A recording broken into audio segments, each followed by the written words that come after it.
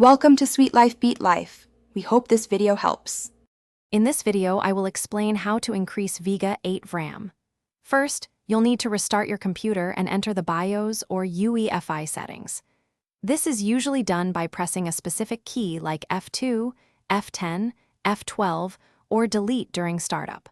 Once inside, navigate to the integrated graphics or chipset configuration options. We'll explore the specific settings to look for and how to safely adjust them to allocate more memory to your Vega 8 graphics. Within your BIOS or UEFI, search for a setting labeled UMA Frame Buffer Size, Shared Memory, or Integrated Graphics Memory. This is where you can manually set the amount of system RAM dedicated to your Vega 8. Common options include 512 megabytes or 1 gigabyte. Remember, allocating too much can impact your system's overall performance if you have limited physical RAM. Choose a value that balances graphics needs with system stability, then save and exit.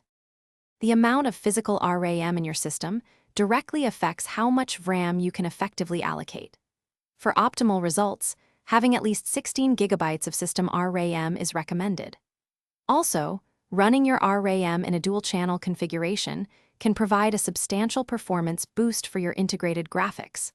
While increasing Vram can help with smoother gameplay and better texture loading, it's important to manage expectations. It won't transform your integrated graphics into a high-end dedicated GPU.